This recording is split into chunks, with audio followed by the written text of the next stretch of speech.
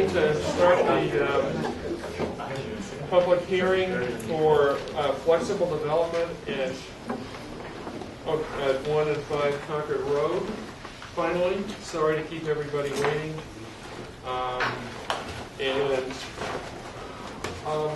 Just sort of put us in the picture here that this week, we saw, just a couple of days ago, we saw yet another update to the site plan. Yes. So what we're looking at now is a conceptual level sort of concept plan. Yes. And we're bringing us to react to the concept of that. Yesterday afternoon, they had sent a refined concept plan that basically took the concept that I forwarded to the board last week and overlaid it on the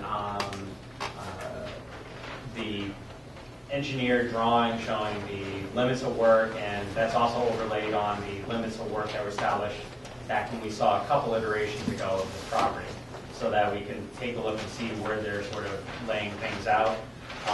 So the intent for tonight was to make sure that David and Kim had enough chance to review and be able to comment on this, and us to have a thorough discussion basically with these two scenarios. What's a thorough discussion?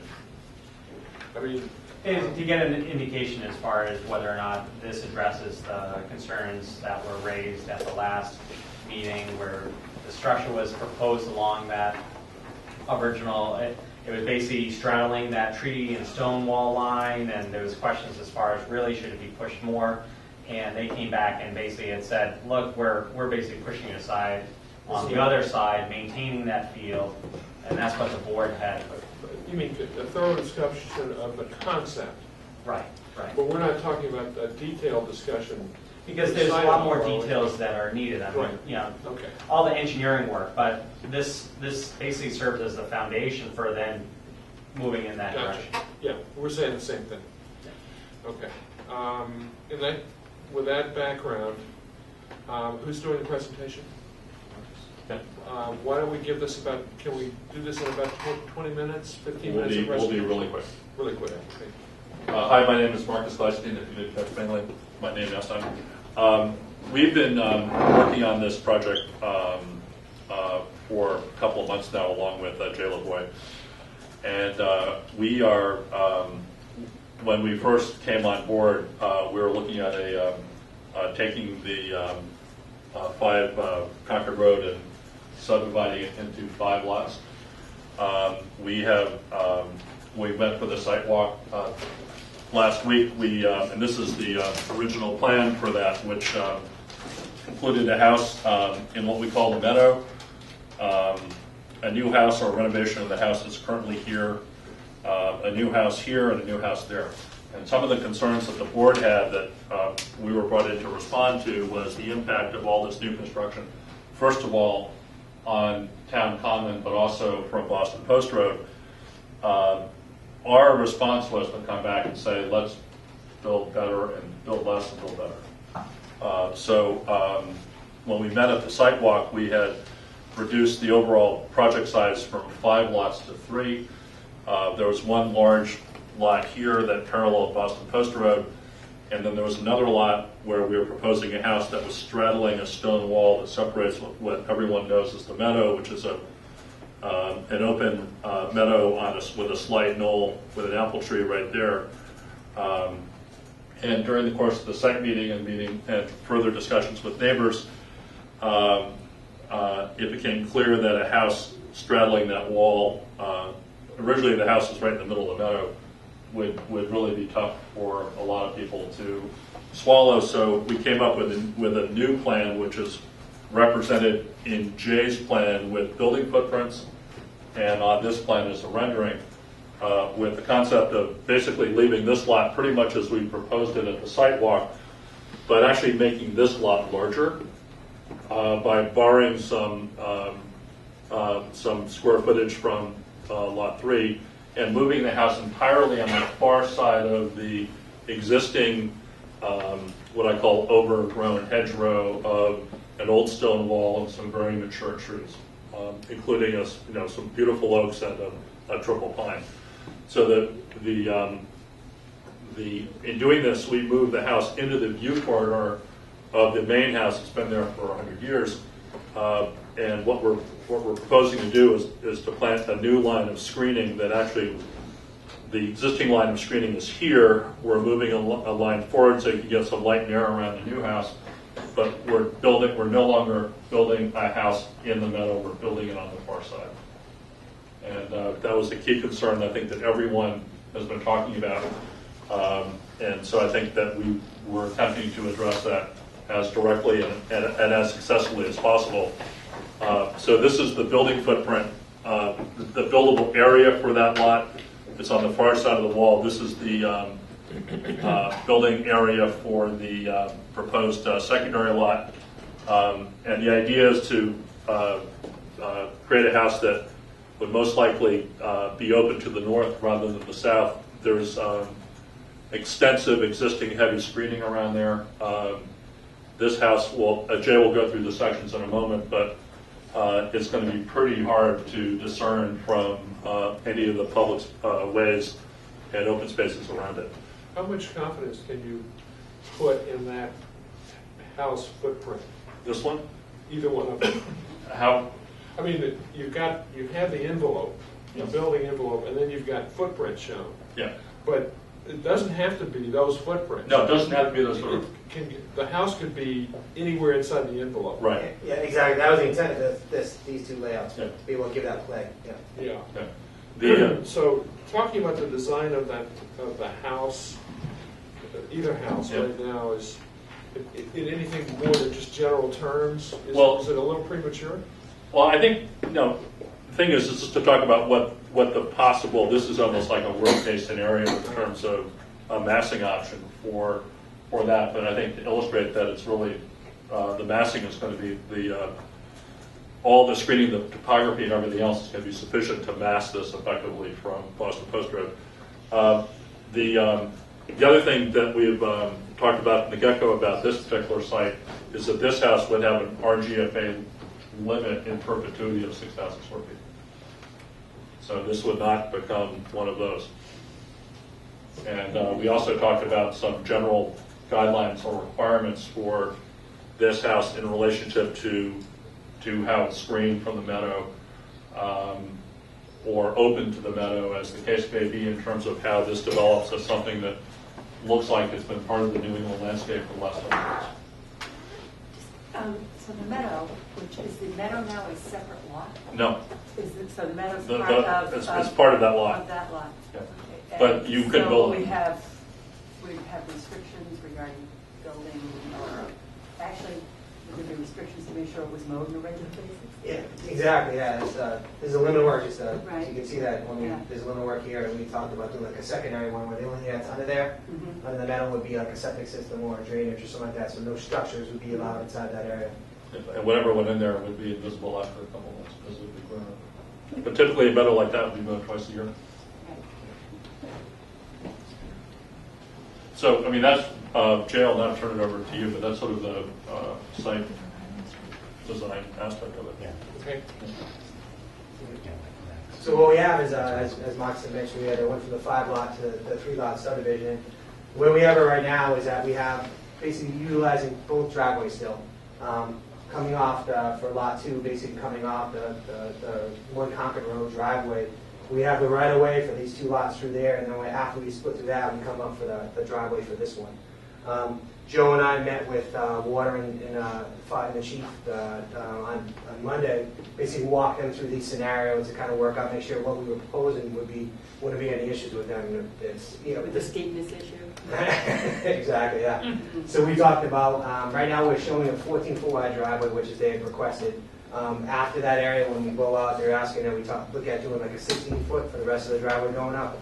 But we can talk about that. So we have plenty of space to take on any of the stuff any of their concerns, so that's not an issue at all. What we did for these footprints is basically we took the houses that Marcus and Greg had put together, and we kind of just offset them basically about 10 feet around and kind of said, okay, this is an area that we can look at, and it's similar to what we did on Concord Road, where we labeled it as this would be the primary building develop area. So then someone, a future case scenario, someone has to put the building, the dwelling in this area here. What we did is then looked at the limit of work. If we were going to either basically do that layout and put the house directly adjacent to this or directly adjacent to that side to make sure the limit of work could work, is feasible for those type of scenarios. We're grading it out, making sure that no one's going to come back later and go, "Oh, I'm sorry, we got to be down here." So we did look at all those scenarios. For this section over here, as of right now, we were talking about, and this is what I interrupted slightly with Marcus, is that the intent of this is to keep this as the meadow and just use underground drainage systems or septic systems, so this way we can use this area for the house, maintain as much vegetation as possible around this area, and then use this open area and let the meadow just go back over it and no one would ever know they could agree with that.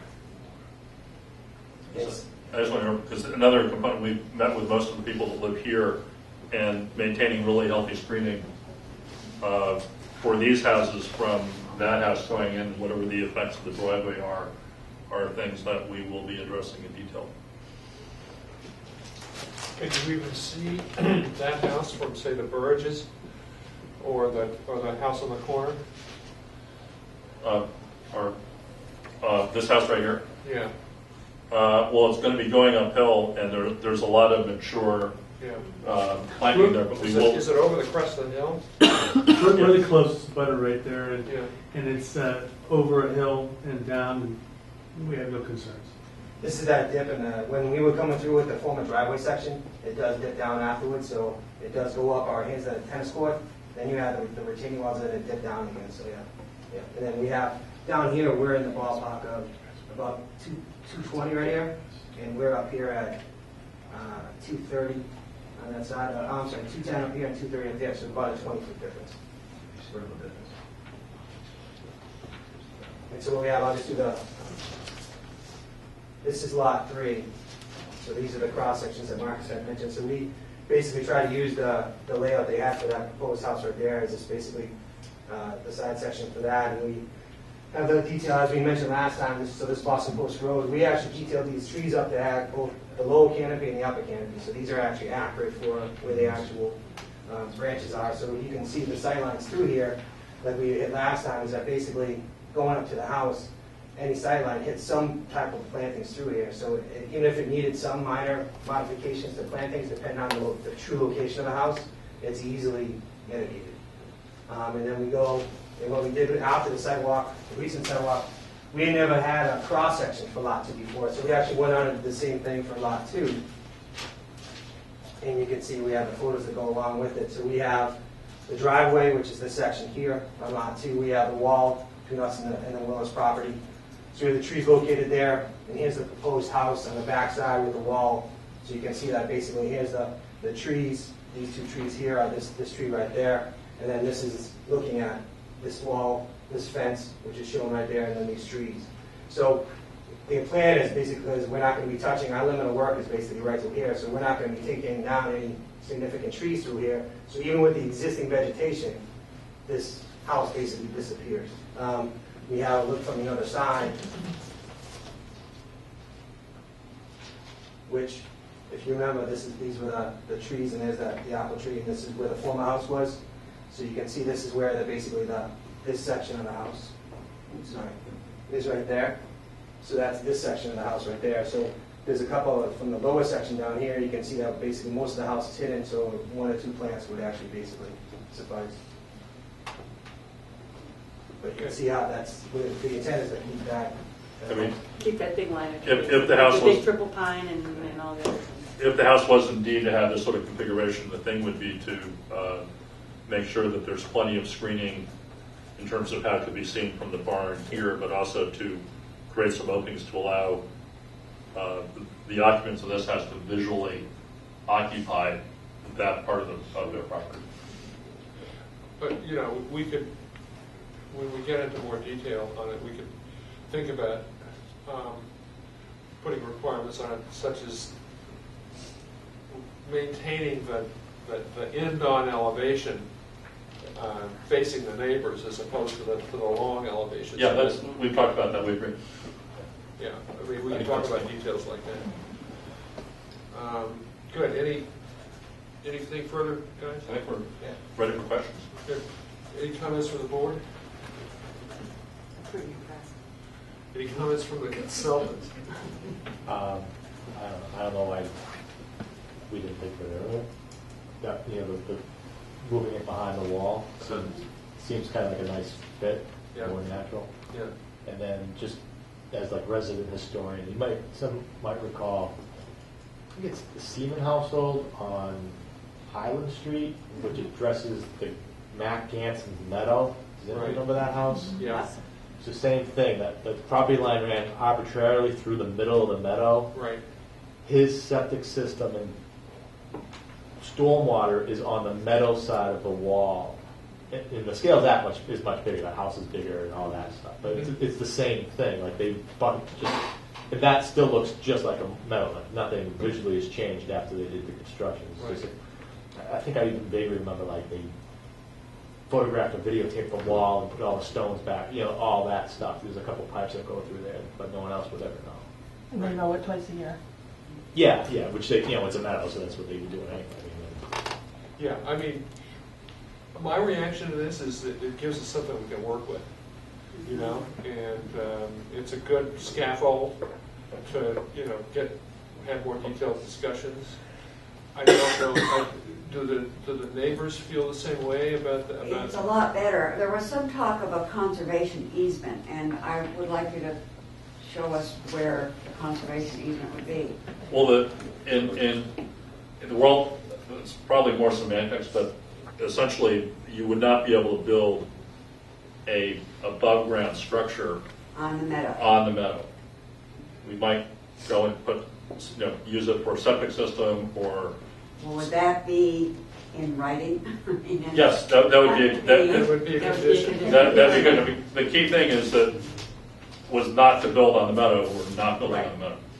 So I can put tennis courts and pools with. Yes, those are above ground. This has to remain a meadow. It can't be. We'll put it in the language that it's No tennis courts, no pools, until No play health structures. reasons. no play structures. busy Maybe grass. they can play croquet there after a mowing, but then not for long. I just wanted to, sorry. That's right. The original discussion was like a 4,000 or 4,500 square foot house. Now we've moved it up to a 6,000 square foot house. We're gonna deal with that. I mean, it's a house with a limited size behind the trees. End on, facing end on. The size of the envelope we can start to work on. Hi, I'm Leslie Benzel, 43 Concord Road, and this is a better project than 5 houses.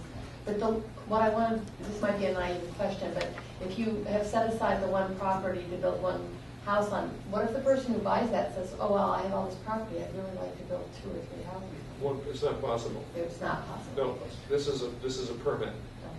We're issuing a permit with conditions, so. And size of the house too, I mean, just having Yeah, sat through the last session with 2 acres and 14,000 foot proposal Right, we can. with a lot of lawyers. And that's also just the difference between, this is a special permit.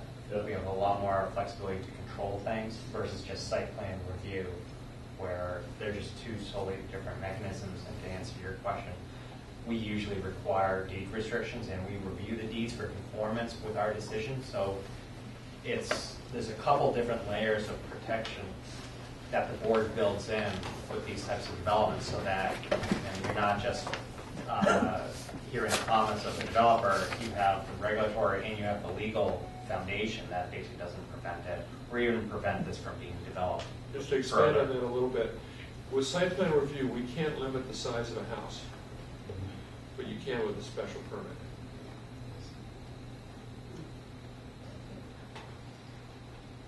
Any other comments, reactions? I know it's early on, Gardy Willis, but would there still be, we talked about doing a sidewalk in the off-season.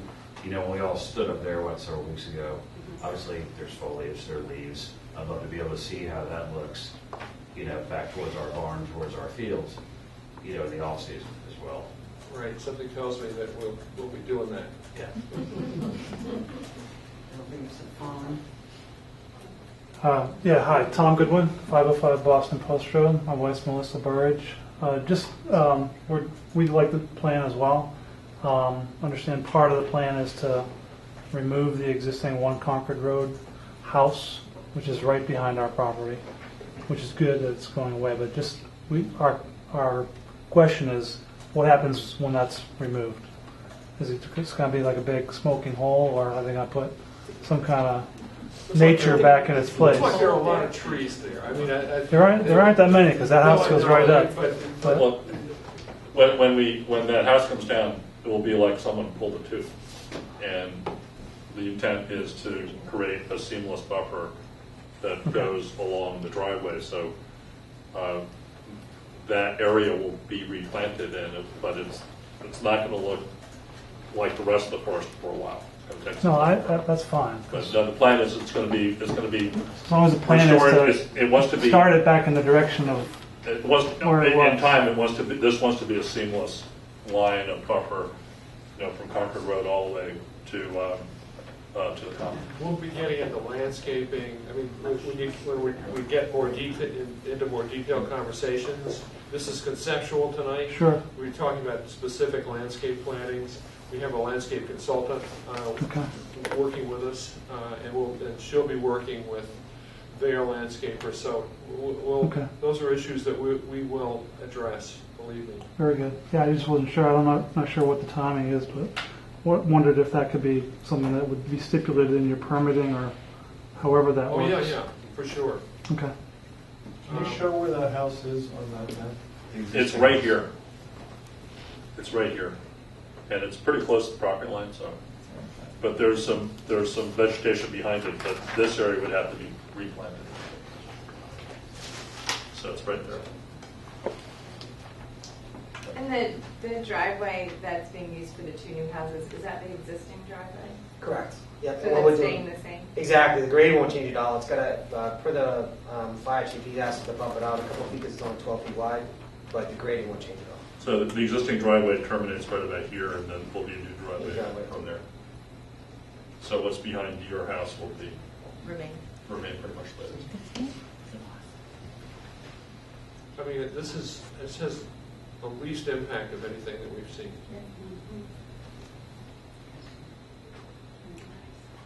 Yeah. Can you make comments as to the rest of the land around the prime house there? I mean, This one? yeah. Well, the only thing that's really, there'll be the idea of we want to have as a partial buffer that we plant trees strategically so these houses are not seen from that house, but these houses can also have views into this meadow. The same way that you don't want this house to be seen from the barn, but you want this house to be able to look into the meadow. It's supposed to be walled off from it entirely. So there's the new line of screening going in here, which is a key component to making this lot viable, because the reason why this house took a long time to go from here in increments down was that as it moved down, it went directly in line with that house. And Ann has very graciously agreed to allow us to propose this with a new line of screening going in here, which can be implemented almost immediately. So it takes time to grow in, but that's the main difference. Is before the sight line from here was all the way down into this wood. And now what we're doing is moving the tree line from here forward about 50 feet. Can her lot be further subdivided?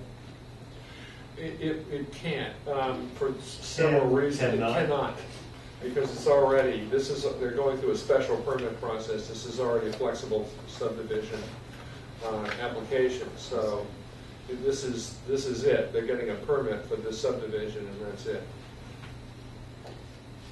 All right, Ms. Wills, again, the other night at Ann's house, she had a possible other driveway that we discussed that was up there. Yeah. In case she had grandchildren who wanted to build a house, et cetera.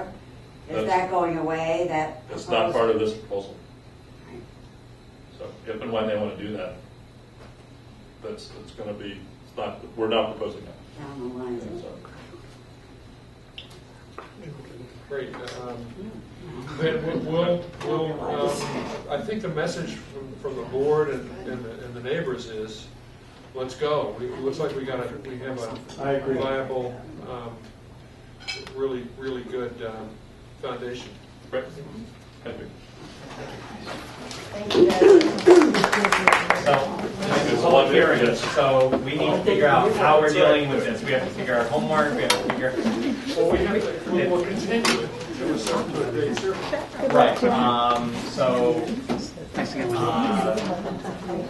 I wanted to sort of mention about, like, this is the direction to go. What we're basically doing is saying to Jay, saying to Marcus, and whoever is doing the landscaping, to take these 3 lots, start fleshing out what's required for some of the screening, some of the infrastructure, drainage, supplemental landscaping, coming up with the language and all that, working with their attorney to try to formalize some of this. Right. My recommendation would be then that, we need probably a good month and a half, and I'd probably be saying that we just come back as of being November 19th.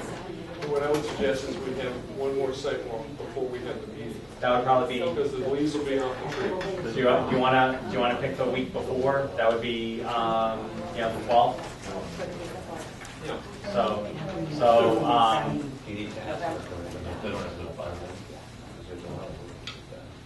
but we can always get a continuance if we need more time. I'd rather come up with a date certain now. So if we said on the 19th, 7:45, and the 12th for the sidewalk, Yeah. 8 a.m. Yeah. Sounds good. The 12th of November. Yes. I'll be in Spain. Is there any possibility that It'll be a lot of fun. the biggest one?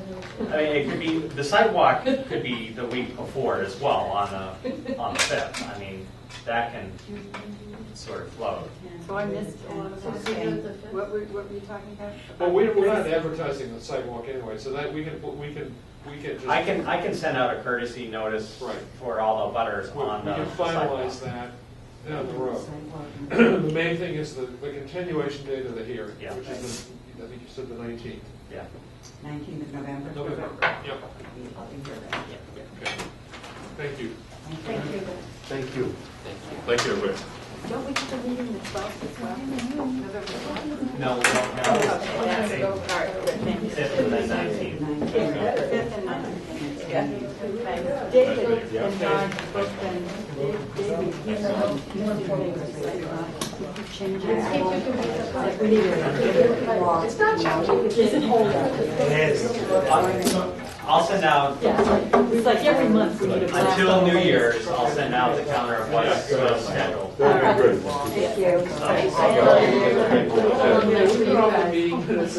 Nothing unusual. The agenda's in the back.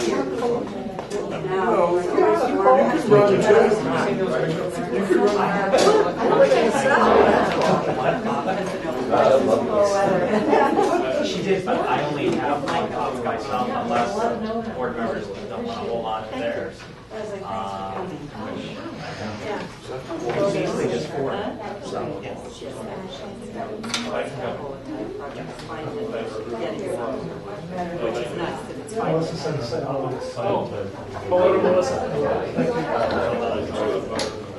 So there's a PB on November 5th and a PB on November 9th. Can you